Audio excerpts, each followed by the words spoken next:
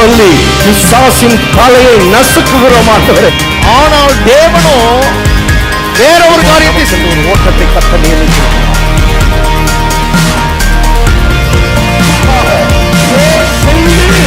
அந்த வெற்றியை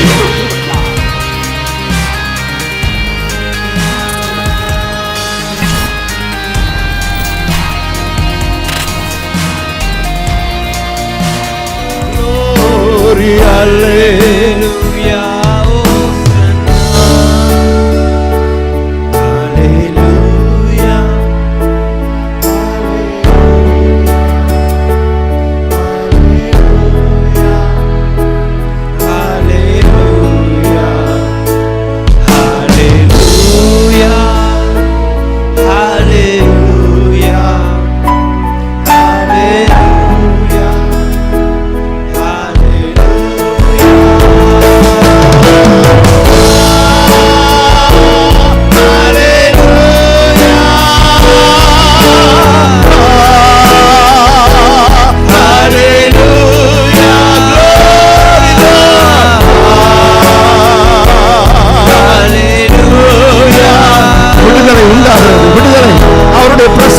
சுகம் உண்டாகிறது, பலன் உண்டாகிறது. Yes Lord,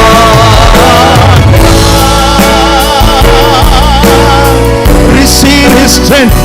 அவருடைய பலனை பெற்றுக்கொள்ளுங்கள், அவருடைய சுகத்தை பெற்றுக்கொள்ளுங்கள், அவருடைய விடுதலையை பெற்றுக்கொள்ளுங்கள். ஆமென் ஆமென்.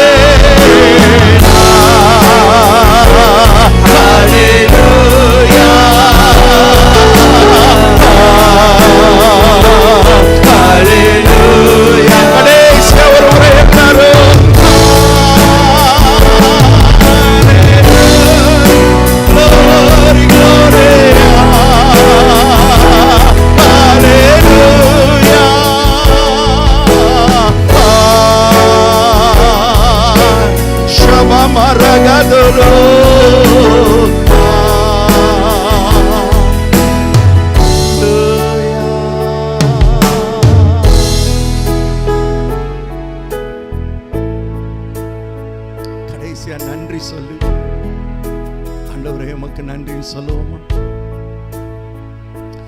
நன்றி இயேசுவே, நன்றி இயேசுவே, நன்றி இயேசுவே, நன்றி இயேசுவே, நன்றி இயேசுவே, நன்றி இயேசுவே, நன்றி ஆண்டவரே, நன்றி இயேசுவே.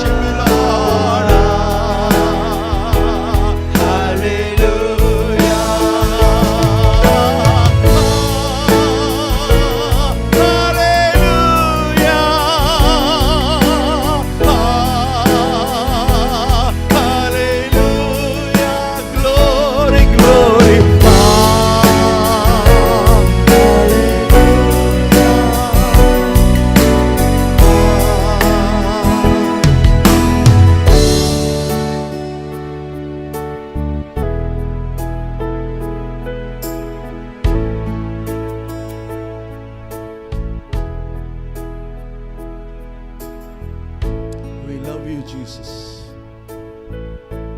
we love you Father, we love you Holy Spirit, we love you. அதுக்கு தான் நாங்க பாடுறோம், அதுக்கு தான் நாங்க ஆராதிக்கிறோம். We just want to say that we love you. நாங்க உங்களை நேசிக்கிறோம், உம்மிடத்தில் அன்பு கூறுகிறோம். எல்லா துதியும் கனமும் மகிமை உமக்கு செலுத்துகிறோம். இயேசு கிறிஸ்துவின் நாமத்தில் பிதாவே, ஆமென் ஆமென். உட்காருவோம்.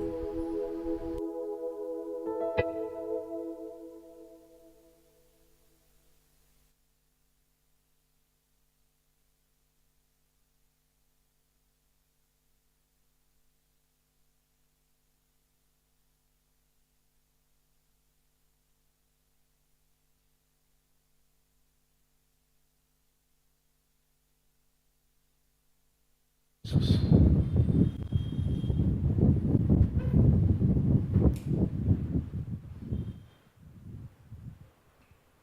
Thank you, Jesus.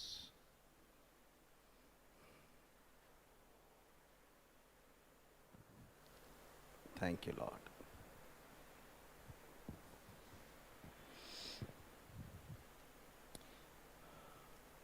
ஆராதனை என்பது அவரை நேசிப்பது, பாடல் என்பது அவரை நேசிப்பது.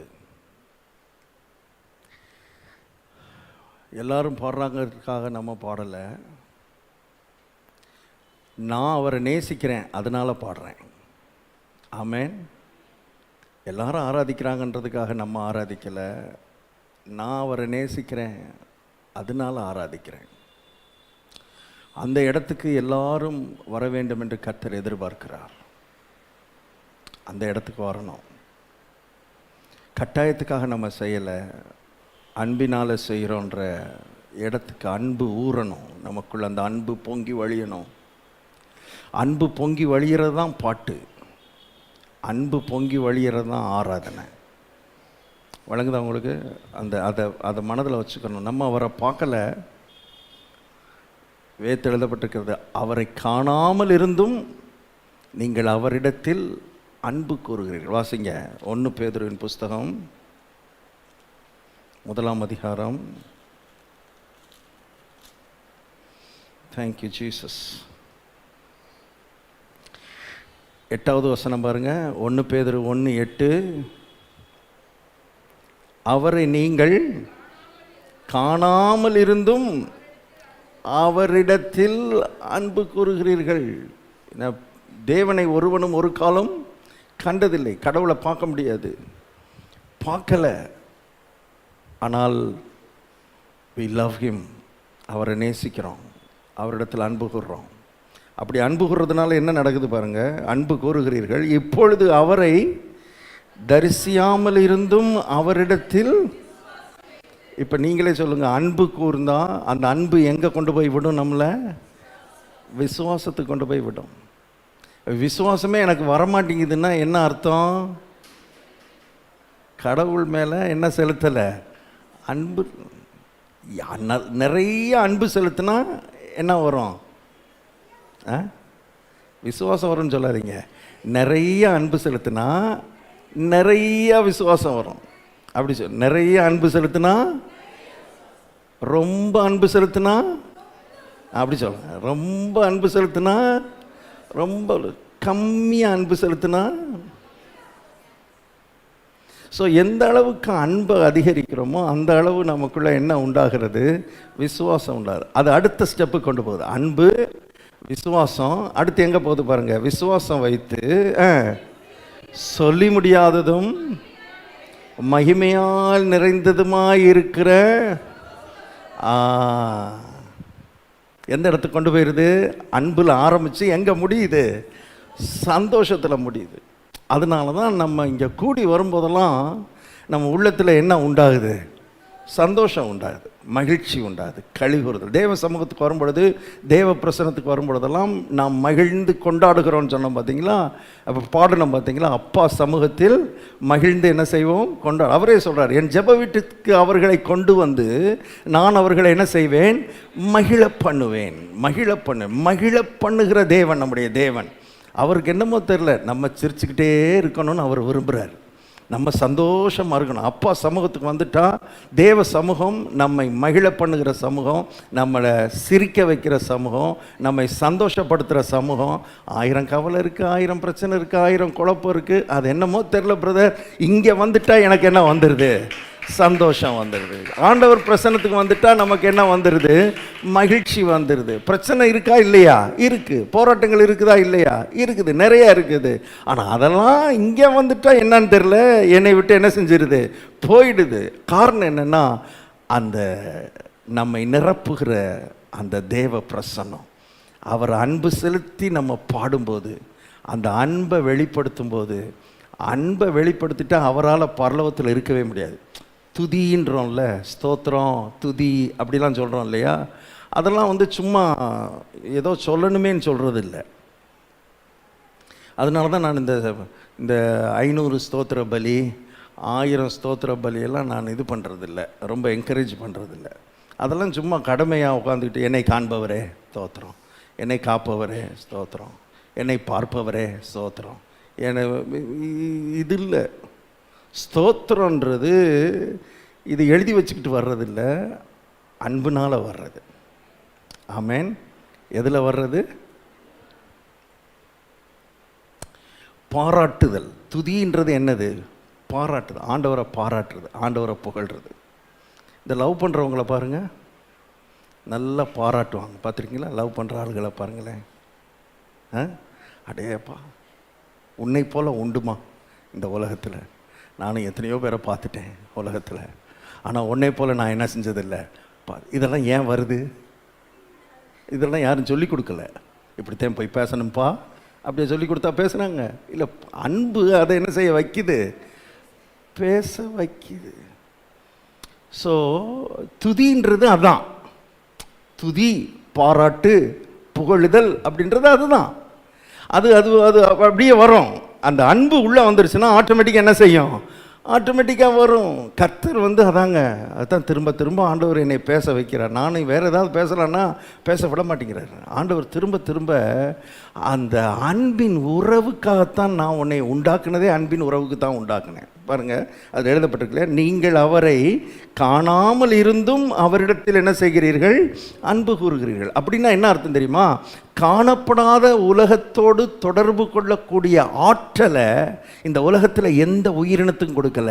யாருக்கு மட்டும்தான் கொடுத்துருக்கிறார்? மனுஷனுக்கு மட்டும்தான் கொடுத்துருக்கிறார். உங்களுக்கு எனக்கு தான் கொடுத்துருக்கிறார். நம்ம தான் காணப்படாத உலகத்தோடு தொடர்பு கொள்ள முடியும். காணப்படாத உலகத்தில் இருக்கிற தேவனிடத்தில் அன்பு செலுத்த முடியும். காணப்படாத உலகத்தில் இருக்கிற தேவனோடு உறவு கொள்ள முடியும். அப்படி உறவு கொள்ளணுன்றதுக்காகத்தான் அந்த ஆற்றலை மற்ற உயிரினங்களுக்கு கொடுக்காம உங்களுக்கு எனக்கு கொடுத்து வச்சார். அப்படி அதுதான் அவருடைய விருப்பம், அதுதான் அவருடைய நோக்கம். ஏன்னா தேவனுடைய உள்ளம் அன்பின் உள்ளம் என்பதை தெரிந்து கொள்ளுங்கள். தேவனுடைய இருதயம் அன்பின் இருதயம். அந்த அன்பை யாருக்காவது கொட்டணும். சிங்கங்கிட்டையும் புலிகிட்டையும் போய் கொட்டிக்கிட்டு இருக்க முடியாது. ஒரு ஆதாம் அவருக்கு தேவைப்பட்டான், ஒரு ஏவாள் அவருக்கு தேவைப்பட்டாள். அவர்களை உருவாக்கி அன்பை கொட்டுறதுக்குன்னே இவங்களை பரலோகத்துக்கு வாங்கன்னு சொல்லல, அவர் இங்கே இறங்கி வந்தார். அவர் தான் நம்முடைய தேவன். அந்த அன்பின் உள்ளம் இன்னைக்கும் ஒரு மனிதனை தேடிக்கொண்டிருக்கிறது, இன்றைக்கு ஒரு மனுஷியை தேடிக்கொண்டிருக்கிறது. என் அன்பை கொட்டணும் உனக்குள்ள, என் அன்பினால் உன்னை நிரப்பணும். நான் ஆண்டவர்கிட்ட சொல்றேன், எனக்குள்ள நிரப்புங்க ஆண்டவரே, நான் இருக்கிறேன், ஐ ஆம் ரெடி. நீங்க சொல்றீங்களா? அப்படி நீங்க ஆண்டவர்கிட்ட சொல்றீங்களா? எனக்குள்ள அந்த அன்பை கொட்டுங்க ஆண்டவரே, நான் I am ready lord, I want to be your lover. எத்தனை பேர் ஆண்டவருக்கு லவரா இருக்குன்னு நினைக்கிறீங்க? விரும்புறீங்களா? ஆமாம், அங்கேயும் இங்கேயும் லவராக இருக்கப்படாது. அவளுக்கு இவளுக்கும் அவனுக்கு இவனுக்கு லவராக இருந்து கெட்டு போயிடப்படாது. ஏன்னா இன்றைக்கி பிரசங்கமே லவரை பற்றி தான் பேச போகிறேன். அதனால் முன்கூட்டியே அதுக்கு ஒரு இதை வச்சு அப்புறம் போகலாம்னு நினைக்கிறேன். நமக்கு ஒரே லவர் இருக்கணும். அவர் தான் நம்முடைய லவர். அவர் தான் மாறாத லவர். அந்த லவர்கிட்டேருந்து வர்ற லவ் தான் மாறவே மாறாது, மறையவே மறையாது, ஒளியவே ஒளியாத அன்பு, அந்த தேவனுடைய அன்பு. ஆகவே அவரை ஒரு லவ்வராக பார்க்கணும், அவரை ஒரு காதலனாக பார்க்கணும், அவரை நம்மை நேசிக்கிற ஒரு நேச புருஷனாய் அவரை பார்க்க பழக வேண்டும். வேதத்தில் பல இடங்களில் அப்படிப்பட்ட வார்த்தை எழுதப்பட்டிருக்கு. என்னன்னா, அவர் உன் நாயகர் என்று எழுதப்பட்டிருக்கிறது. அவரை குறித்து எழுதும்போது அவர் தான் உன்னுடைய நாயகர். உங்க நாயகர் யார்? நாயகராக இருந்ததெல்லாம் நாய் அப்படி ஒருத்தவங்க சொன்னாங்க. நாயகராக இருந்தவங்களாம் இப்போ யாராயிட்டாங்களாம்? அப்படி ஆயிடுச்சு. ஏன்னா நாயகர்களாய் தங்களை என்ன செய்யலை, ப்ரூவ் பண்ணலை. தங்களை காலமெல்லாம் வெளிப்படுத்த முடியாது. அது இட்ஸ் நாட் நார்மல். இந்த உலகம் விழுந்து போன உலகத்தில் அப்படி செய்ய முடியாது. ஆனால் இந்த நாயகன் இருக்கிறாரே, இவர் ஆதியிலிருந்து அந்த வரைக்கும், ஆரம்பத்திலிருந்து முடிகிற வரைக்கும் அவருடைய நேசம் கூடிக்கிட்டே போகுமே தவிர அவருடைய நேசம் என்ன செய்யாது, குறையாது. மற்ற நேசம்லாம் குறைஞ்சிரும், மற்ற அன்பெல்லாம் குறைஞ்சிரும். ஆனால் இந்த அன்பு குறையவே குறையாது. பாருங்கள், அந்த அன்பை கொட்டணும், அந்த அன்பை காமிக்கணும். அதுக்கு தான் மனிதனை உருவாக்கினார், அதுக்கு தான் மனுஷனை தேடினார், அதுக்கு தான் ஏவாளை உருவாக்கினார். அன்னையிலேருந்து இன்னைக்கு வரைக்கும் மனிதனை அதுக்கு தான் தேடுறார். மனுஷனை தேடுறது பக்தியாக இருக்கியா இல்லையா, ஒழுங்காக இருக்கியா இல்லையா, சட்டை ஒழுங்காக போட்டியா இல்லையா, சேலை ஒழுங்காக கட்டினியா இல்லையா, இதுக்கு அவர் இல்லைங்க. இதுக்காக கர்த்தர் மனிதனை உருவாக்கலை, இதுக்காக மனிதனை படைக்கலை. சில சட்ட திட்டங்களை கொடுத்து அந்த சட்டத்தை நிறைவேற்றதுக்காக மனிதனை படைக்கவில்லை, அன்பு கூறும்படியாக மனிதனை படைத்தார். எப்படியாவது மனிதனுக்கு தன்னுடைய அன்பை காமிக்கணும், மனிதனிடத்திலிருந்து தான் அன்பை என்ன செய்ய வேண்டும், பெற வேண்டும். ஆகவே இப்போ லவ்வர்ஸ் பாருங்கள், லவ் பண்ணுற ஆளுகளை பாருங்கள், விட்டுட்டு இருக்கவே முடியலைன்றாங்க. பார்த்துருக்கீங்களா, கேட்டிருக்கீங்களா? அவங்கள விட்டுட்டு என்னால் என்ன செய்ய முடியல, இருக்க முடியல. அவரை விட்டுட்டு என்னால் இருக்க முடியலைன்றாங்க இவங்க. அவர் என்ன சொல்கிறாரு, அவளை விட்டுட்டு என்னால் இருக்க முடியல. விட்டுட்டு இருக்க முடியல. ஏன் விட்டுட்டு இருக்க முடியல? காரணம் என்ன? எது உள்ள பொங்குது? லவ், அன்பு பொங்குது. தேவனுக்கும் உங்கள் மேலே அன்பு பொங்குறதுனால தான் உங்களை விட்டுட்டு அவரால் இருக்க முடியலைங்க. உங்களையும் என்னையும் விட்டுட்டு அவரால் இருக்க முடியலை. அதனால தான் இறங்கி இறங்கி இறங்கி இறங்கி இறங்கி ஒவ்வொரு நாளும் வந்தார். ஒவ்வொரு நாளும் பரலோக சிங்காசனத்தை விட்டு, பரலோகம் என்பது சாதாரணமான இடம் கிடையாது. கோடான கோடி தூதர்கள் அவரை போற்றி பாடிக்கொண்டிருக்கிற ஒரு இடம். அந்த இடமெல்லாம் அவருக்கு பெருசா தெரியல, அந்த இடமெல்லாம் அவருக்கு முக்கியமா தெரியல. He wanted to love his son and daughter. ஆகவே பரலோகத்தை விட்டுட்டு, அந்த கோடிக்கணக்கான தூதர்களை விட்டுட்டு, சிங்காசனத்தை விட்டுட்டு, சேரக்கூடாத ஒளியை விட்டுட்டு, இந்த ஏதேன் தோட்டத்துக்கு பூமிக்கு கர்த்தர் இறங்கி வந்தனுடைய நோக்கம் அன்பை கொட்டணும், அன்பை கொடுக்கணும். இந்த காலவேளை கர்த்தர் சொல்லுகிறார், உங்களை என்னை தெரிந்து கொண்டதனுடைய நோக்கம் உங்க மேல அன்பை கொட்டும்படிதான் கர்த்தர் உங்களை தெரிந்து கொண்டிருக்கிறார், உங்களை அழைத்திருக்கிறார், தம்முடைய பிள்ளையாய் மாற்றி இருக்கிறார். அப்பா பிதாவை என்று கூப்பிட பண்ணுகிற புத்திர சுவிகாரத்தின் ஆவியை கர்த்தர் கொடுத்திருக்கிறார். பாருங்க, லவர்ஸ் விட்டுட்டு இருக்க முடியலன்றாங்க. கர்த்தர் சொல்றாரு, என்னால் உன்னையும் விட்டுட்டு என்ன செய்ய முடியல, இருக்க முடியல. நம்ம விட்டுட்டு இருந்துருவோம், பல நாள் அவரை விட்டுட்டு இருந்துருவோம். கர்த்தரை நினைக்க மாட்டோம், கர்த்தரை யோசிக்க மாட்டோம். ஆனால் அவர் சொல்றாரு, உன்னை விட்டுட்டு என்னால் என்ன செய்ய முடியல, இருக்க முடியல. ஆகவே வேதத்தில் கர்த்தர் கூட இருந்தார் அப்படின்னு படிக்கிற வசனங்கள்ல எல்லாம் நீங்கள் எதை பார்க்கணுன்னா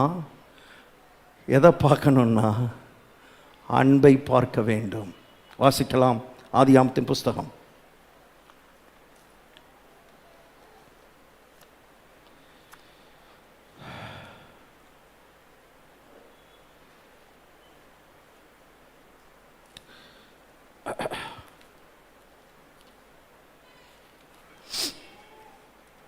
39ஆம் அதிகாரம்.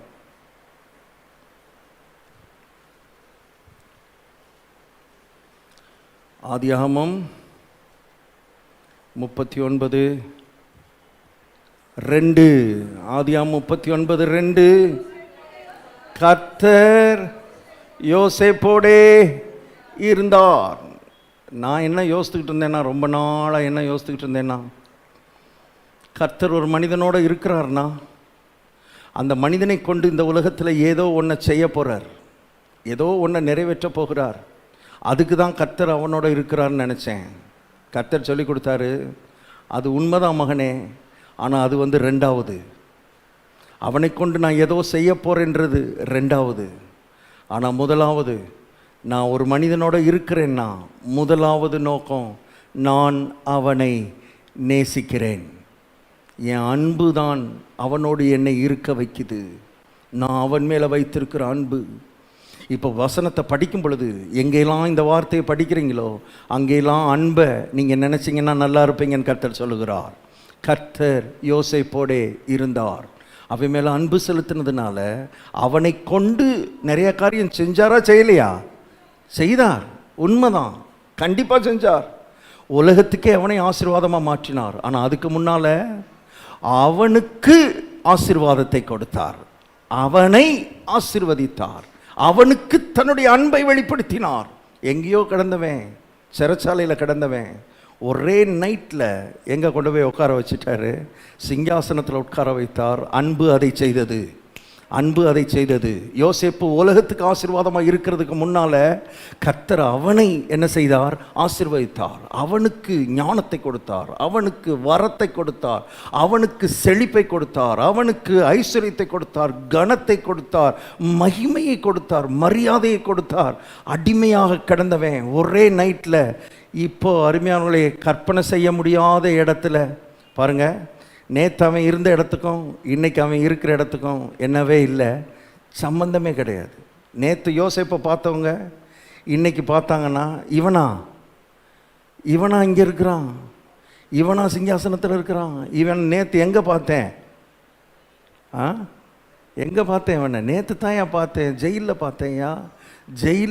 ஜெயில் ட்ரெஸ்ஸை போட்டுக்கிட்டு அங்கே இருந்தவன் இன்னைக்கு ராஜ வஸ்திரத்தை தரித்து உட்கார்ந்துருக்கிறான்னா காரணம் கர்த்தர் யோசேப்போடே இருந்தார்.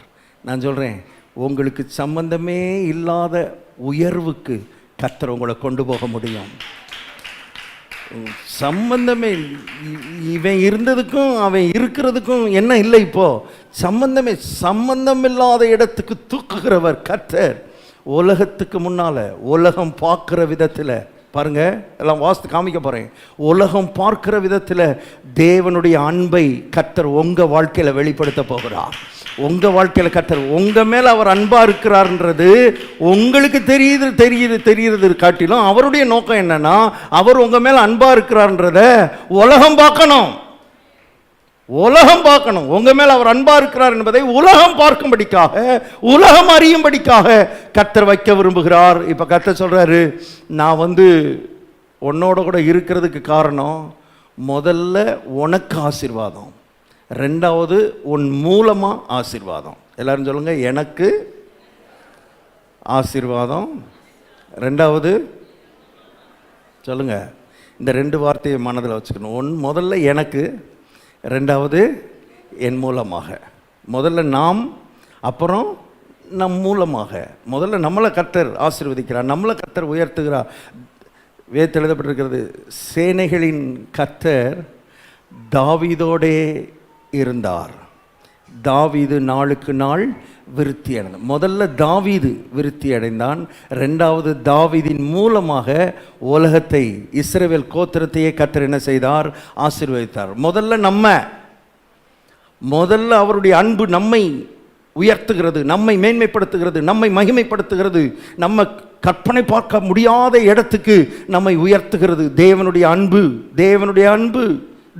அன்பு. ஆகவே அவர் கங்கணம் கட்டிட்டு வேலை செய்கிறார். அருமையானவர்களே, அவருடைய அன்பை கொட்டணும். தான் அன்பை கொடுக்கறதுக்கு யாராவது ஒரு ஆள் கிடைப்பாங்களா? தன்னுடைய அன்பை வாங்கிறதுக்கு யாராவது இருப்பாங்களா? தன்னுடைய அன்பை ரிசீவ் பண்ணுறதுக்கு யாராவது இருப்பாங்களான்னு கர்த்தர் தேடுறாரு. நான் சொல்கிறேன், ஆண்டவர்கிட்ட நான் இருக்கிறேன் ஆண்டவரே, உங்கள் அன்பை ரிசீவ் பண்ணுறதுக்கு நான் இருக்கிறேன் ஆண்டவரே. நீங்கள் சொல்லுவீங்களா, நான் இருக்கிறேன் ஆண்டவரே, உங்கள் அன்பை ரிசீவ் பண்ணுறதுக்கு நான் இருக்கிறேன் ஆண்டவரே.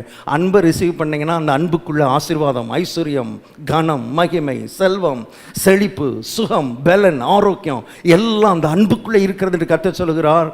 இப்போ be a lover of God. இப்போ தேவனுடைய லவ்வராக என்ன செஞ்சிடணும்? மாறிடணும். அதுதான் கர்த்தருடைய எதிர்பார்ப்பு. லவ்வர் ரிலீஜியஸ் பீப்புளாக இருக்கக்கூடாது. அறிவியர்களே, அவர் மத தலைவரும் அல்ல, நம்ம மதத்தின் மக்களும் அல்ல. மத சட்ட திட்டங்களெல்லாம் அறிவியர்களே இப்போ இது பண்ணிக்கிட்டு இருக்கிற ஆளுகளில் அவர் ஒரு லவ்வர். நாம் அவருக்கு சொல்லுங்க, இந்த வார்த்தையே வரமாட்டேங்குது நமக்குல்ல. ஐயோ அந்த வார்த்தை எப்படி சொல்ல, நல்ல அருமையான வார்த்தைங்க, புனிதமான வார்த்தையை கெடுத்துட்டாங்க. ஆனால் அது ஒரு புனிதமான வார்த்தை. God is our lover. நாமும் அவருக்கு lovers. We are lovers. Love பேர்ட்ஸ்ன்றாங்க, லவ் பேர்ட்ஸ். நானும் அவரும் தான் லவ் பேர்டு. நீங்களும் தேவனும் லவ் பேர்ட்ஸாக இருக்கணும். அவர் உங்களோட அன்பை கொட்ட விரும்புகிறார், அன்பை கொடுக்க விரும்புகிறார். அந்த அன்பை கொடுக்கறதுக்கு தான் இந்த உலகத்துக்கு வந்தார். பாருங்கள், இந்த லவ்வர்ஸ் ஒரு நேரம் பேசலைன்னா அவ்வளோ கஷ்டப்படுவாங்க தெரியுமா? லவ்வர்ஸ் பேசலை, ஒரு நாளைக்கு பேசலைன்னா அவ்வளோ கஷ்டப்படுவாங்க. ஒரு நாளைக்கு ஃபோன் வரலன்னு வைங்களேன், ஏன் ஃபோன் வரல, இன்னைக்கு வரல, ஏன் இன்னைக்கு வரல, ஃபோன் வரலன்னா லப்பு டப்பு லப்பு டப்பு லப்பு டப்புன்னு அடிக்குது. அது முதல்ல. கல்யாணத்துக்கு முதல்ல. கல்யாணத்துக்கு பிறகு ஃபோனு வந்தால் அடிக்குது. ஐயோ இவளா பண்ணுறா, இந்த ஆளாக பண்ணுறாரு, இந்த ஆளாக எனக்கு பண்ணுறாருன்னு இப்போ கல்யாணத்துக்கு பிறகு ஃபோன் வந்தால் அடிக்குது. ஏன்னா இது குறைகிற, மறைகிற, மாறுகிற அன்பு. ஆனால் நான் வேதத்தை வாஸ்து பார்க்குறேன், தேவனுடைய அன்பு மட்டும் குறையவே குறையலன்றது மாத்திரம் இல்லை, நாளுக்கு நாள் அது பெருசாகிக்கிட்டே போகுது, அது அதிகமாகிட்டே போகுது, அது நீளமாகிட்டே போகுது, அது அகலமாகிட்டே போகுது, அது ஆழமாகிட்டே போகுது, அது உயரமாகிட்டே போகுது. இதுதான் தேவனுடைய அன்பு. ஒரு மனிதன் ஆதாமிடத்தில் அன்பு கூர்ந்தார். அதுக்கப்புறம் ஒரு மனிதனாகிய ஆபிரகாம் இடத்தில் அன்பு கூர்ந்தார், ஈசாக்கின் இடத்தில் அன்பு கூர்ந்தார், யாக்கோபின் இடத்தில் அன்பு கூர்ந்தார், யோசேப்பினிடத்தில் அன்பு கூர்ந்தார். இப்படி ஒரு ஆளாக அன்பு கூர்ந்தவர் கடைசியில் ஒரு கோத்திரத்தையே அன்பு கூற ஆரம்பித்தார், ஒரு முழு கோத்திரம். இப்போ என்ன செஞ்சிருச்சு, அப்போ தேவனுடைய அன்பு இன்னும் கொஞ்சம் விரிவாயிடுச்சு, இன்னும் கொஞ்சம் பெருசாயிடுச்சு. முழு கோத்திரத்தை, இஸ்ரவேல் கோத்திரத்தை, அகில உலகத்திலும் இஸ்ரவேல் கோத்திரத்தை அன்பு கூர்ந்தார். அந்த அன்பு கூர்ந்ததுனால தான் அவர் சொல்றார், இஸ்ரவேலை ஆசீர்வதிப்பதே கர்த்தருக்கு பிரியம். ஏன், என்ன காரணம்? இந்த உலகத்தில் எத்தனையோ ஜனக்கூட்டம் இருக்குதே, இஸ்ரவேலை மட்டும் ஆசீர்வதிப்பது கர்த்தருக்கு ஏன் பிரியம் அப்படின்னா, இஸ்ரவேலின் மேல் கர்த்தர் அன்பு வைத்து விட்டார். இப்போ இஸ்ரவேல் கோத்திரத்தில் அன்பு வைத்த தேவன் புதிய ஏற்பாட்டுக்கு வரும் பொழுது தன்னுடைய சொந்த குமாரன் இந்த உலகத்துக்கு அனுப்பி ஒரு கோத்திரத்தின் மேல் மட்டும் அன்பு கூர்ந்தவர். வேதத்தில் எழுதப்பட்டிருக்கிறது, முழு பூமியிலும் முழு உலகத்திலும் அன்பு கூர்ந்து விட்டார். தேவன் தம்முடைய ஒரே பேரான குமாரனை விசுவாசிக்கிறவன் எவனோ அவன் கெட்டு போகாமல் நித்திய ஜீவனை அடையும்படி அவரை தந்தருளி இவ்வளவாய் இஸ்ரவேலிடத்தில் அன்பு கூர்ந்தார் என்று எழுதப்படவில்லை, இவ்வளவாய் உலகத்தில் அன்பு கூர்ந்தார். என்ன ஆயிடுச்சு, இப்போ தேவனுடைய அன்பு இன்னும் பெருசாயிடுச்சு, இன்னும் விரிவாயிடுச்சு. நீதிமானுடைய பாதை நடுப்பகல் வரைக்கும் அதிகமாய் பிரகாசிக்கிற சூரிய பிரகாசம் போல இருக்கிறது போல தேவனுடைய அன்பும் ரட்சிக்கப்பட்ட அன்னைக்கு எவ்வளவு அன்பு கூர்ந்தாரோ அந்த அன்பு ஒரு டிராப் குறையாம நாளுக்கு நாள் அந்த அன்பு கூடிக்கொண்டே இருக்கிறது என்று கர்த்தருடைய ஆவியானவர் சொல்லுகிறார். தேவனுடைய அன்பு உங்க மேல கூடிக்கொண்டே இருக்கிறது. 1000 தவறுகள், 1000 பிரச்சனைகள், 1000 போராட்டங்கள், 1000 குறைவுகள் நம்ம மேல இருந்தாலும் கர்த்தருடைய அன்பு மட்டும் குறையவே மாட்டேங்குது. பேதுரு மறுதலித்ததற்கு முன்னால அவன் மேல எவ்வளவு அன்பு இருந்தாரோ, நான் சொல்றேன், அதை காட்டில் அதிகமாய் மறுதலித்த பிறகு பேதுரு மேல் அன்பு செலுத்தினார். அதான் தேவனுடைய அன்பு.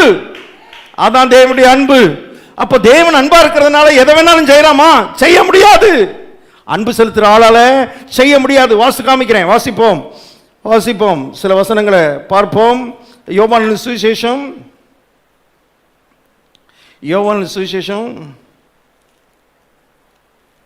8ஆம் அதிகாரம் 8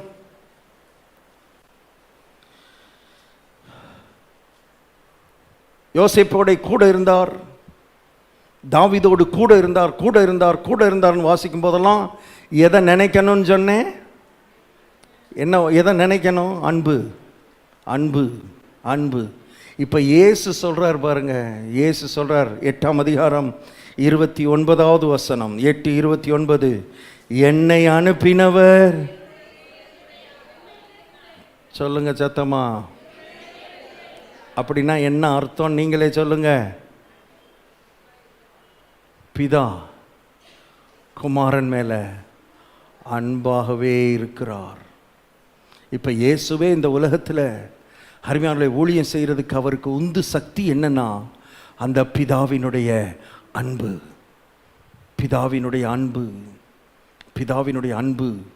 பாருங்க, அவர் அடிக்கடி சொல்வார், நானும் பிதாவும் ஒன்றாயிருக்கிறோம். Lovers, we are lovers. அவர் டேடி, நான் சன்னு. ஆனால் இதையும் தாண்டி எங்களுக்குள்ள இருக்கிற அன்பு இருக்குதே, we are lovers. அந்த பிதாவினுடைய அன்பு என்னை, அவர் சொல்றார் பாருங்க, அவர் என்னோடு கூட இருக்கிறார், பிதாவுக்கு பிரியமானவைகளை எப்போதாவது செய்கிறபடியாலா? எப்போ சொல்லுங்க, இந்த லவ்வர்ஸ் வந்து எப்போவுமே மற்றவங்களுக்கு பிரியமாக இருக்கிற மாதிரி தான் செய்வாங்க இல்லையா? மற்றவங்களுக்கு என்ன பிரியம், அவங்களுக்கு என்ன பிடிக்கும், அவங்களுக்கு என்ன பிடிக்கும், அவங்களுக்கு பிடிக்காததை இவங்க செய்ய மாட்டாங்க. லவ்வர்ஸ், அதான் லவ்வர்ஸ். இவங்ககிட்ட போய் நீங்கள் சொல்ல வேண்டிய அவசியமே இல்லை. இவங்களுக்கெல்லாம் ஒரு பிரசங்கம், யாரும் உட்காந்து லவ்வர்ஸையெல்லாம் கூப்பிட்டு உட்காந்து ஒரு பிரசங்கம் பண்ண வேண்டிய அவசியம் கிடையாது. அவங்களுக்கு பிரியமானதான்ப்பா நீ செய்யணும் அப்படி சொல்லிக்கிட்டா இருக்கிறாங்க. சொல்ல வேண்டியதே இல்லை. அன்பு இருந்தால் பிரியமானதைத்தான் செய்யும். அன்பு பிரியமானதைத்தான் செய்யும். ஐயோ, நான் லவ் பண்ற அந்த பையனை, நான் லவ் பண்ற அந்த பிள்ளைய பாதிக்கிற மாதிரி, மனசு வருத்தப்படுற மாதிரி, கண்ணீர் வடிக்கிற மாதிரி எழுதுறான் கவிதை.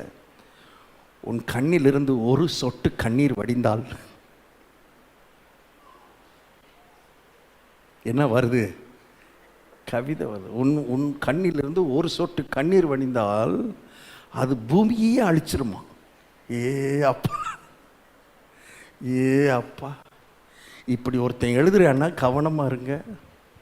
வாலிப பிள்ளைகளுக்கு சொல்கிறேன், இப்படி எவனாவது சொன்னான்னா கவனமாக இரு. அவன் கல்யாணத்துக்கு பிறகு காலமெல்லாம் உன்னை கண்ணீர் வடிக்க வைக்க போகிறான்னு அர்த்தம். இதெல்லாம் அதுக்கான முன்னேற்பாடு. உன்னை தயார்படுத்துகிறான், தெளிவாக தயார்படுத்தி. பாயிண்ட் என்ன, என்னுடைய பாயிண்ட் என்னன்னா, வருத்தப்படுத்திடக்கூடாது, வருத்தப்படுத்திடக்கூடாது. எப்போவுமே அவங்களுக்கு என்ன பிரியமோ, அவருக்கு என்ன பிரியமோ, அவளுக்கு என்ன பிரியமோ அதை மட்டும்தான் செய்யணும். அந்த லவ் தாங்க இங்கே. இப்போ பிதாவுக்கு பிரியமானவைகளை கிறிஸ்து செஞ்சதுக்கு காரணம், பிதா அடிச்சுப்படுவாரின் பயந்து இல்லை, பிதா என்னை தண்டிச்சிருவாரின் பயந்து இல்லை. இன்னைக்கு ஆவிக்குரிய உலகம் தலைகளாக பேசிக்கிட்டு இருக்கு, மக்களுக்கு தலைகளாக சொல்லி கொடுக்குது. நீ ஆண்டவருக்கு பிரியமா இல்லை, நடக்கலை, ஆண்டவருக்கு பிரியமா செய்யலை, கொண்டு விட்டார்னு வச்சுக்கோ, தலையை மொட்டை அடிச்சிருவார், உன்னை சிறைச்சிருவார், உன்னை ஆகாரம் என்னும் கோலை உன்னை உன் வீட்டை விட்டு எடுத்துருவார். இப்படியே தலைகளாக சொல்லி கொடுத்தே மக்களை பயமுறுத்தி வச்சுருக்கிறாங்க பாருங்க. கர்த்தர் சொல்கிறாரு, இயேசு பிதா அடிச்சிருவார்னு அவருக்கு பிரியமானதை செய்யலை, அவருக்கு பிரியமானதை இவரை செய்ய வச்சது எதுன்னா பிதாவினுடைய அன்பு. இப்போ சிலர் கர்த்தரை நான் துக்கப்படுத்திடக்கூடாது, கர்த்தரை வேதனைப்படுத்திடக்கூடாது, கர்த்தருடைய சித்தத்தை தான் நான் செய்யணும், கர்த்தருடைய விருப்பத்தை தான் நான் செய்யணும், என் வாழ்க்கையில் கர்த்தருடைய சித்தம் தான் என் வாழ்க்கையில் நிறைவேறணும்னு சிலர் ரொம்ப தீவிரமாக இருக்கிறாங்கன்னா என்ன காரணம்? அந்த பிதாவினுடைய அன்பு ரொம்ப ஆழமாய் இவர்கள் உள்ளத்தை என்ன செய்து விட்டது? பாதித்து விட்டது, தாக்கத்தை ஏற்படுத்தி விட்டது.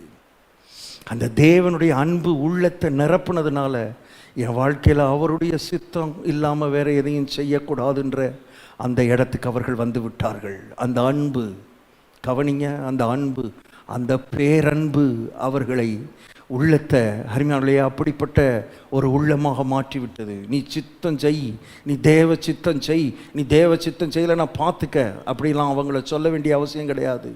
அன்பு அவர்களை ஆட்டோமேட்டிக்காக அப்படிப்பட்ட இடத்துக்கு கொண்டு வருகிறது. நான் சொல்கிறேன், இந்த சபைக்குள்ளே உட்காந்துருக்கிற அத்தனை பேரும் அந்த இடத்துக்கு வரணும்னு கர்த்தர் எதிர்பார்க்கிறார். பயத்தினால் அல்ல, எதனால் வரணும்? அன்பு. சத்தமாக சொல்லுங்கள், எதனால் வரணும்? அன்பு, அன்பு, அன்பு.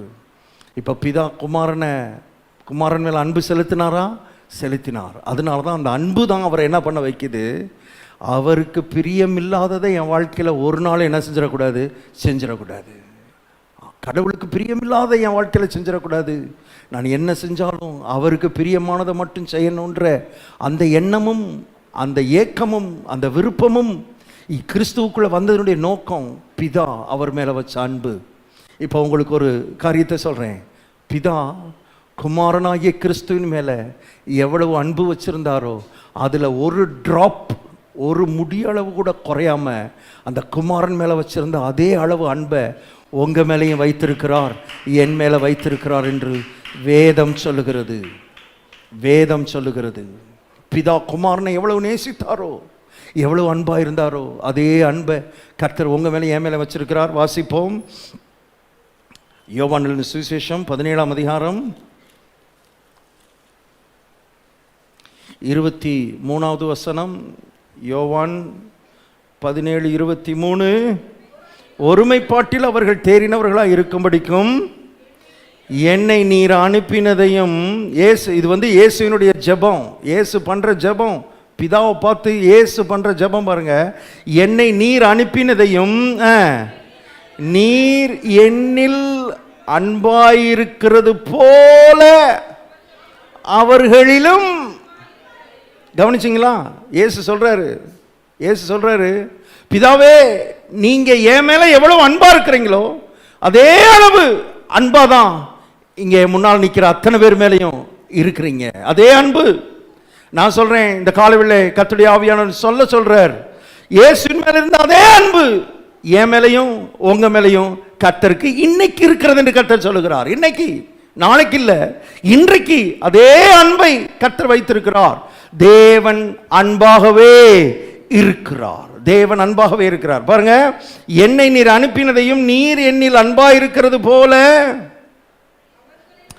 அவர்களிலும் அன்பாயிருக்கிறதையும் அவர்கள் அறியும்படிக்கு இல்ல. ஹலோ, யார அறிய வைக்கணும்னு விரும்புறாரு? உலகம் அறியும்படிக்கா அழியும்படிக்கா? நல்லா பாருங்க, அழியும்படிக்கு இல்லை. நம்ம மக்களுக்கு என்னென்னா, உலக அழிவு வந்துருச்சு பிரதர், உலகம் அழிய போகுது பிரதர், உலகம் அழிய போகுது. 1980 நினைக்கிறேன், 1980 ஏதோ ஒரு ஸ்கைலாக்கா ஏதோ ஒன்று விழுக போகுது. விழுந்தா உலகமே என்ன செஞ்சிடும்? அழிஞ்சிரும். எல்லாம் பார்த்துட்டு எங்கள் வீட்டு, நான்லாம் அப்போல்லாம் சின்ன பையன், விழுகிறது கரெக்டாக எங்கள் வீட்டில் தான் விழப்போகுது, எங்கள் வீட்டு மேலே தான் விழப்போகுது.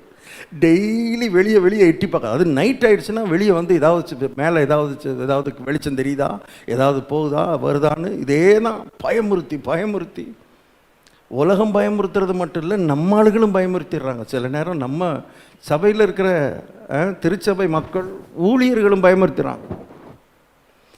நிறைய சொன்னாங்க, 2000 உலகம் என்ன செஞ்சிடும், கேள்விப்பட்டிருக்கீங்களா இல்லையா? அதனால எல்லாம் 2000 பார்க்கும்போது எப்படித்தான் பார்த்தாங்க, கதை முடிஞ்சு, இதோட கதை முடிஞ்சு. 2000 நான் 1987 ஒரு பிரசங்கம் கேட்டேன். 87வது வருஷம் தமுக்க மைதானத்தில். அங்கே ஒரு அம்மா பிரசங்கம் பண்ண, ஒரு லேடி பிரசங்கம் பண்ணாங்க. அவங்க 87 பிரசங்கம் பண்ணுறாங்க. அவங்க சொன்னாங்க, 1989ஆம் வருஷம் ஏப்ரல் ஏதோ ஒரு மாதம் சொன்னாங்க. நான் சும்மா உதாரணத்துக்கு, அவங்க வருஷம் ஞாபகம் இருக்குது, மாதம் ஞாபகம் இல்லை அவங்க. ஆனால் இதை சொன்னாங்க, 1989ஆம் ஆண்டு ஏப்ரல் மாதம் 20ஆம் தேதியோட உலகம் என்ன செய்ய போகுது, அழிய போகுது. ஏன்னா அன்னைக்கு தான் இயேசு வரப்போகிறாரு. உலகம் என்ன செய்ய போகுது, அழிய போகுது. இயேசுவை ஏற்றுக்கொள்ளுங்கன்னார். முதுன்னு உள்ளே போயிட்டான். ஏற்கனவே ஏற்றுக்கொண்டாலும் மறுபடியும் ஒரு தடவை எதுக்கும் போய் நின்றுக்குருவோம். என்ன 89 இன்னும் எத்தனை வருஷம்தான் இருக்குது, 2 வருஷம்தான் இருக்குது. கூட்டமே போயிடுச்சு முன்னால். என்னையா இது 89ன்னு சொல்லி பயமுறுத்தி பாருங்கள்.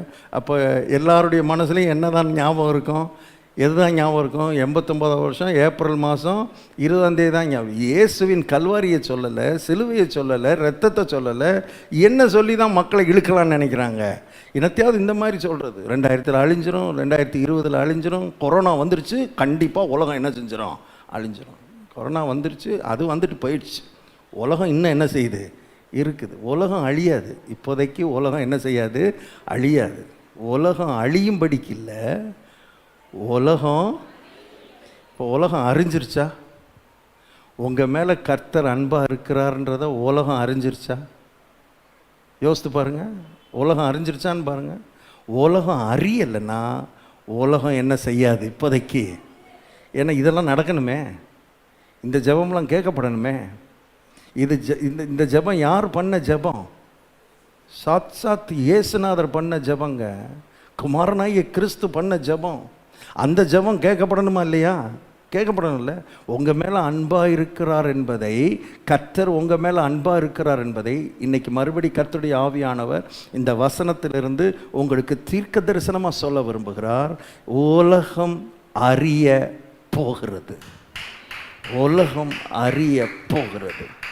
கர்த்தர் உங்கள் மேலே அன்பாக இருக்கிறார் என்பதை இந்த உலகம் என்ன செய்ய போகிறது? அறிய போகிறது. This world is going to know that God loves you. தேவன் உங்கள் மேலே அன்பாக இருக்கிறார் என்கிறத உங்கள் சுத்துப்பட்டுன்றாங்கள்ல, சுத்துப்பட்டு 18 கிராமன்றாங்கள்ல, அத்தனையும் அறியணும்னு கர்த்தர் விரும்புகிறார். உங்களை சுற்றி இருக்கிறவர்கள் அறியணும், உங்களை சார்ந்திருக்கிறவர்கள் அறியணும், உங்கள் சமுதாயம் அறியணும், உங்களை கீழே தள்ளணும்னு நினச்சவங்க அறியணும், உங்களை ஒதுக்கணும்னு நினச்சவங்க அறியணும், உங்களை புறக்கணிக்கணும்னு நினைத்தவர்கள் அறிய வேண்டும், அறியணும். அறிய வைப்பார், அறிய வைப்பார். யோசேப்பின் மேல அன்பாய் இருக்கிறார் என்பதை அவரை புறக்கணித்து தள்ளின அத்தனை பேரையும் அறிய வச்சாரா இல்லையா? அறிஞ்சாங்களா இல்லையா? அறிகிற மாதிரி சூழ்நிலையை கர்த்தர் உருவாக்கி விட்டார். இவன் அறியணும், இவன் அங்கே போகணும், இவன் அங்கே இருக்கிறான்றத, இவனை எவெல்லாம் விற்றானோ, இவனை எவெல்லாம் குழியில் தள்ளினானோ, அவன் அத்தனை பேரும் என்ன செய்யணும்? அறியணும். அறியணுன்றதுக்காகவே கர்த்தர் அங்கே என்னத்தை கொடுத்தாரு? என்னத்தை கொடுத்தாரு? பஞ்சத்தை கொடுத்து, பஞ்சத்தை கொடுத்து அவனை இங்கே வர வச்சு பாரு.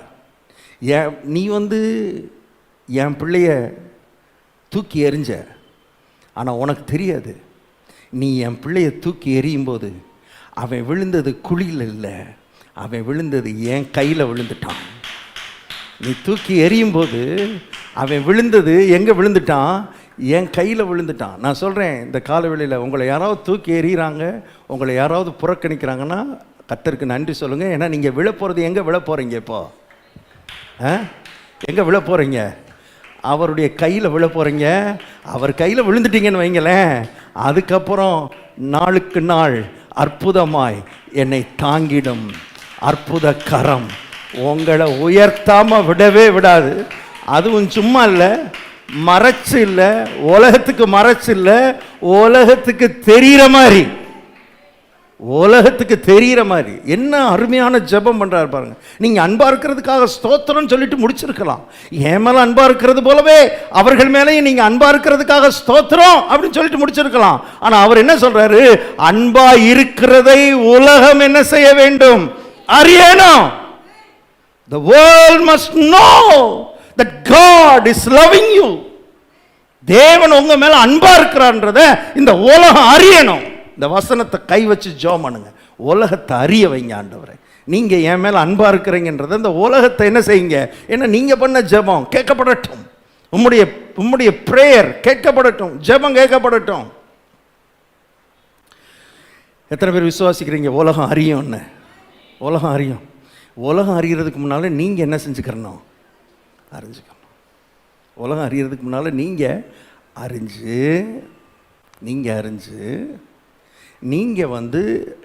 இப்போ உங்கள் மேலே ஒருத்தர் அன்பாக இருக்கிறான்னு அறிஞ்சிட்டிங்கன்னா அடுத்து உங்ககிட்ட இருந்து என்ன வரணும்? சொல்லுங்கள், சத்தமாக சொல்லுங்கள். அதுவே வரமாட்டேங்குது. ஏன்னா நமக்கு அன்புன்ற வார்த்தையே அந்த வார்த்தையே இல்லாமல் போச்சு, உலகத்திலே இல்லாமல் போச்சு. ஒருத்தர் நம்மளை நேசிக்கிறாருன்னா ஆட்டோமேட்டிக்காக நமக்குள்ளே இருந்து என்ன வந்துடும்? அந்த அன்பை அறிஞ்சால் தானே வரும். அன்பை அதான் வேதத்தில் எழுதப்பட்டிருக்குது. 1 யோவானை திருப்புங்க. 1 யோவான் 4ஆம் அதிகாரம் 16வது வசனம் பாருங்க. 1 யோவான் 4:16. தேவன் நம்மேல் வைத்திருக்கிற அன்பை நாம், சத்தமாக சொல்லுங்க, அறிந்து. அப்போ முதல்ல நாம் அறியணும். நாம் அறிஞ்சோன்னா கண்டிப்பாக இன்னும் சில நாட்களில் எது அறிய போகுது? உலகம் அறிய போகுது. முதல்ல நாம் அறியணும், ரெண்டாவது உலகம் அறியும். சொல்லுங்க, முதல்ல நாம், ரெண்டாவது உலகம். இந்த காலவெளியில் அதுக்கு தான் கர்த்தர் உங்களோடு கூட பேசி கொண்டிருக்கிறார். நான் உன் மேலே அன்பை கொட்டிக்கிட்டு இருக்கிறேன் மகனே, மகளே. நான் உன்னை நேசித்து கொண்டே இருக்கிறேன். நான் உன் மேலே அன்பாக இருக்கிறேன். அறிஞ்சுக்கோ, அதை விசுவாசி. அறிந்து, அங்கே எழுதப்பட்டிருக்கு பாருங்க, நாம் அறிந்து என்ன செய்திருக்கிறோம்? விசுவாசித்திருக்கிறோம். அப்படி உண்மையிலேயே அறிஞ்சு விசுவாசிட்டோம்னா நம்ம கிட்ட இருந்து அவருக்கு என்ன போகும் சொல்லுங்க? பாட்டு இல்லை, அன்பின் பாட்டு. வெறும் ஆராதனை அல்ல, அது என்ன ஆராதனை? அன்பின் ஆராதனை. ஊழியம் அல்ல, அது என்ன ஊழியம்? அன்பின் ஊழியம். காணிக்கை அல்ல, அது என்ன காணிக்கை? அன்பின் காணிக்கை. தசமபாகம் அல்ல, அது என்ன தசமபாகம்? அன்பின். எல்லா அன்பு. Everything which we do for God must be rooted in the love of God. நம்ம ஆண்டவருக்காக செய்கிற, ஆண்டவருக்கு செய்கிற அத்தனை காரியங்களும் எதுல இருந்து தான் வரணும்? அன்புல இருந்து தான் வரணும். அன்பினால். அன்பினால். சோ இயேசுவை எந்த அளவு நேசிக்கிறாரோ அதே அளவு உங்களை என்ன செய்து கொண்டிருக்கிறார்? நேசித்து கொண்டிருக்கிறார். இப்போ அப்படி நேசிக்கிறதுனால என்னன்னு பாருங்க, வாசிப்போம். யோவான் சுவிசேஷம், திருப்பி அந்த வசனம், 8ஆம் அதிகாரம் 29வது வசனம். என்னை அனுப்பினவர் என்னுடனே கூட இருக்கிறார். அவர் என் மேலே அன்பாக இருக்கிறதுனால என்னோடு கூட இருக்கிறார். அந்த அன்பை புரிஞ்சுக்கிட்டதுனால, அந்த அன்பு எனக்கு வெளிப்பட்டதுனால நான் எப்பயுமே பிதாவுக்கு பிரியமானவைகளைத்தான் நான் செய்கிறேன். அப்படி நான் செய்கிறதுனால அவர் என்ன பண்ணுறாராம்? அவர் என்னை, அப்பா, குமாரனை கொஞ்ச நேரம் தனியாக விட மாட்டேங்கிறாரியா அப்படின்றாங்களே. என்னை கொஞ்ச நேரம் தனியாக விடவே மாட்டேங்கிறாரு. குமாரனை என்ன செய்ய மாட்டேங்கிறாரு? விட மாட்டேங்கிறார். தனியே விட மாட்டார். அவர் என்னை தனியே இருக்க விடவில்லை. இது எல்லாத்துக்கும் ரூட் என்னது? அன்பு. அன்பு. அன்பு.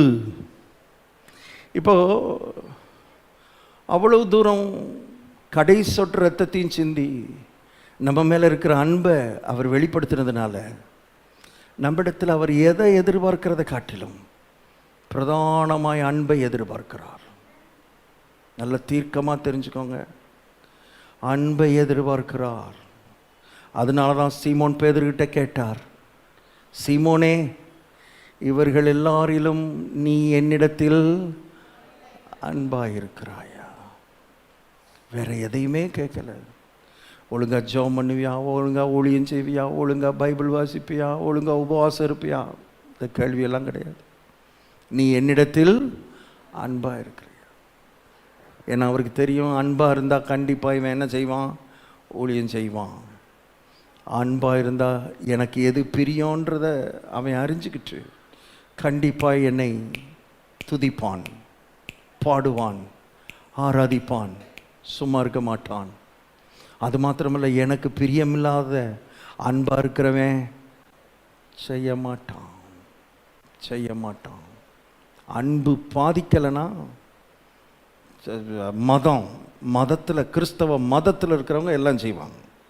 இல்லை, இங்கேயும் வந்துக்கிட்டு அங்கேயும் எங்கேயாவது போய் மெழுகுவர்த்தியும் ஏற்றிக்கிட்டு, இங்கேயும் வந்துக்கிட்டு எங்கேயாவது போய் சூடத்தையும் ஏற்றிக்கிட்டு, இங்கேயும் வந்துக்கிட்டு எங்கேயாவது போய் திருநீரை வாங்கிக்கிட்டு என்னத்தையாவது பண்ணிக்கிட்டு இருக்குதுன்னா இதெல்லாம் எதில் இருக்குதுன்னு அர்த்தம்? மதம். அன்பு இருக்கிற ஆள் இதையெல்லாம் செய்யாது. இங்கேயும் வந்துக்கிட்டு ஜாதகம் பார்க்காது, இங்கேயும் வந்துக்கிட்டு குறி போய் கேட்காது, ஜோசியம் கேட்காது. இதெல்லாம் கேட்குதுன்னா அன்பு கிடையாது, மதம் இருக்குது. நல்ல மதம் இருக்குது, எல்லாம் இருக்குது, ஆனால் என்ன இல்லை?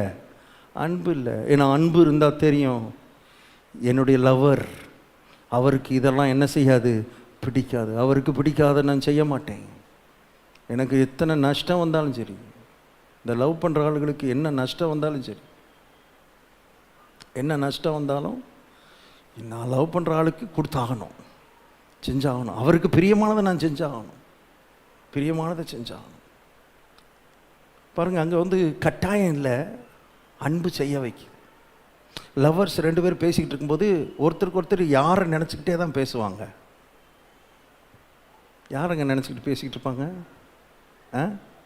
யாரை லவ் பண்ணுறாங்களோ அவங்கள தான் நினச்சிக்கிட்டு இருப்பாங்க. அங்கே உட்காந்துக்கிட்டு வேறு எந்த ஞாபகமே என்ன செய்யாது? வராது. எனக்கு ஜெபம் பண்ணும்போது ஒரே பிறகு அந்த எண்ணங்கள்லாம் அங்கிட்டு இங்கிட்டு போகுது பார்த்தேன்னா என்ன அர்த்தம்? நல்லா தெளிவாக புரிஞ்சிருச்சுப்பா, தெளிவாக விளங்கிருச்சு. ஜெபம் பண்ணும்போது அங்கே இங்கே எண்ணம் போகுதுன்னா என்ன அர்த்தம்? நீங்கள் மத வழிபாடு நடத்திக்கிட்டு இருக்கீங்கன்னு அர்த்தம். முழுக்க முழுக்க உங்கள் எண்ணமெல்லாம் அவர் மேலே இருக்குதுன்னா உள்ள எண்ணம் வந்திருக்குதுன்னு அர்த்தம். Love love love. ஃபாதர் சொல்லுவார் அடிக்கடி, அவர் லவ் என்னை கவ்விருச்சும்பார். நல்லா இருக்குதுல்ல? அவருடைய லவ் என்னை என்ன செஞ்சிருச்சான்? கவ்விருச்சு. அவர் லவ் என்னை கவ்வுனதுனால தான் இந்த பாட்டெல்லாம் வருதும்பார். இத்தனை பாட்டு வர்றதுக்கு காரணம் அவர் லவ் என்னைய கவ்விருச்சு. உங்களை கவ்வி இருக்குதா? அவர் லவ் கவ்வி இருக்குதா? இல்லை மத வழிபாடு நடத்திக்கிட்டு இருக்கீங்களா? மத மைண்ட் செட்டை விட்டு வெளியே வந்துடுங்க. மதத்தை விட்டு வெளியே வந்துடுங்க. தேவன் மதத்தை உண்டாக்க வரவில்லை, அன்பு கூறும்படி வந்தார். திரும்ப திரும்ப கர்த்தருடைய ஆவியான நம்மோடு பேச விரும்புகிறார். சொல்கிறாரு, என் பிதா என்னை தனியே இருக்க, இதுதான் இங்கே இருக்கிற எல்லாருடைய அனுபவமாக மாற வேண்டும் என்று அந்த அன்பின் உள்ளம் ஏங்குகிறது. அந்த அன்பின் இருதயம் அதைத்தான் ஏங்குகிறது. நான் உன்னை தனியாக இருக்க விடக்கூடாது, இருக்க விட மாட்டேன். ஏன்னா அவ்வளோ தூரம் நான் உன்னை நேசிக்கிறதுனால, அவ்வளோ தூரம் உன் மேலே அன்பாக இருக்கிறதுனால, ஐ want to be with you always and all days, 24/7 நான் உன்னோடையே இருக்க விரும்புகிறேன். ஐ want to be with you. பாருங்கள், ஆண்டவரே நீர் எங்கே போயிட்டீங்க, என்னை விட்டு எங்கே போயிட்டீங்கன்னு கேட்குற ஆள்லாம் எதுக்குள்ளே இருக்கிறாங்கன்னு அர்த்தம்? மதத்துக்குள்ளே இருக்கிறாங்க. அன்புக்குள்ளே இருக்கிறவங்க அந்த கேள்வி கேட்க மாட்டாங்க. அன்புக்குள்ளே இருக்கிறவங்க என்ன சொல்லுவாங்கன்னா, காலையில் எழுந்திரிச்சோன்னே, பிதாவே நீர் என்னை தனியே இருக்க விடுவதில்லை, என்னோட கூடையே இருக்கிறதுக்காக உமக்கு ஸ்தோத்திரம். பாருங்கள், நம்ம செய்கிற எல்லாத்த காட்டிலும் கர்த்தருடைய கண்ணு நம்மக்கிட்ட எதைத்தான் எதிர்பார்க்கிறது? அன்பைத்தான் எதிர்பார்க்கிறது. எதுனாலும் நம்ம செய்கிற எதுனாலும் சரி, அன்பு தான் அவருக்கு பிரதானமாய் தேவைப்படுகிறது. வாசிப்போம், அதை மாத்திரம் வாசித்து முடிக்கலாம். வெளிப்படுத்தின விசேஷம் 2ஆம் அதிகாரம் 1 வாசிப்போம். வெளிப்படுத்தல் 2:1. எபேசு சபையின் தூதனுக்கு நீங்கள் எழுத வேண்டியது என்னவெனில், 7 நட்சத்திரங்களை தம்முடைய வலதுகரத்தில் ஏந்தி கொண்டு 7 பொன் கொத்துவிளக்குகளின் மத்தியிலே உலாவிக் கொண்டிருக்கிறவர் சொல்லுகிறதாவது, உன் கிரியைகளையும் உன் பிரயாசத்தையும் உன் பொறுமையையும் நீ பொல்லாதவர்களை சகிக்கக்கூடாமல் இருக்கிறதையும் அப்போஸ்தலர் அல்லாதவர்கள் தங்களை அப்போஸ்தலர் என்று சொல்லுகிறதை நீ சோதித்து அவர்களை பொய்யர் என்று கண்டு அறிந்ததையும் நீ சகித்து கொண்டிருக்கிறதையும் பொறுமையாக இருக்கிறதையும் என் நாமத்தின் நிமித்தம் இளைப்படையாமல் பிரயாசப்பட்டதையும். நிறைய பாசிட்டிவான காரியங்கள் எபேசு சபையை பற்றி கர்த்தர் சொல்கிறாரு. பொறுமை இருக்குது, சகிக்க முடியலை, பிரயாசப்படுற கிரியை இருக்குது, நிறைய பாசிட்டிவான திங்ஸ் உங்கள்கிட்ட இருக்குது. எல்லாத்தையும் நான் பார்த்துட்டேன், எல்லாம் உங்கள்கிட்ட இருக்கிறத நான் பார்த்துட்டேன். உன்னுடைய பிரயாசத்தை நான் பார்த்துட்டேன், நல்லா பிரயாசப்படுற உங்கள்கிட்ட இருக்குது. அதெல்லாம் என் கண்ணுக்கு தெரியுது, நான் அறிந்திருக்கிறேன். ஆனால் அடுத்த வசனம் ரொம்ப முக்கியமான வசனம். ஆனாலும் நீ ஆதியில் கொண்டிருந்த அன்பை விட்டாய். அப்போ அன்பு இல்லை, ஆனால் என்ன இருக்கு? பொறுமை இருக்கு, சகிப்புத்தன்மை இருக்கு, பிரயாசம் இருக்கு, கிரியை இருக்கு. அன்பு இல்லாமல் இதெல்லாம் இருந்தால் அதுக்கு என்ன பேர்? அதுக்கு பேர் தான் மதம், ரிலீஜியன். கர்த்தர் பாசிட்டிவான திங்ஸ் எல்லாம் சொல்கிறார். நல்லா இருக்குதுப்பா, உன் கிரியை நான் பார்த்துட்டு, பொறுமையை பார்த்து, சைக்கிளில் பார்த்துட்டு, இளைப்படையாமல் எனக்காக நீ பிரயாசப்படுறதை நான் பார்த்துட்டேன். ஆனால் உங்ககிட்ட ஒரு குறை இருக்குது, நீ அன்பை விட்டாயின்னு கூட சொல்லலை. அந்த ஆரம்ப நாள் நாள் பார்த்தோம் பார், ஃபஸ்ட்டு டே. அப்படி பார்த்த உடனே என்ன பொங்கி வழிஞ்சது? அன்பு பொங்கி வழிஞ்சது. பார்த்து அண்ணலும் நோக்கினான். அப்படி நோக்கும்போது பொங்குச்சே அந்த அன்பு. இப்போ விட்டுட்டியப்பா, ஓடி ஓடி வருவீங்க, ஓடி ஓடி வருவீங்க. பைபிளை படிக்கிறதுனா உனக்கு அவ்வளோ ஆசை இருந்துச்சு அந்த நாளில்.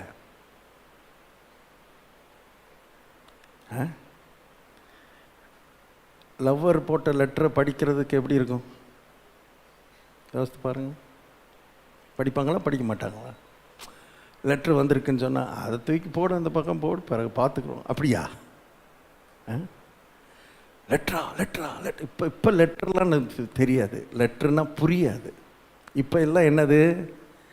இப்போ எல்லாம் எஸ்எம்எஸ்ஸு எல்லாம் ஆயிடுச்சு. இப்போ எஸ்எம்எஸ் வந்திருக்குதுன்னா அது படிக்காமையாக இருப்போம்.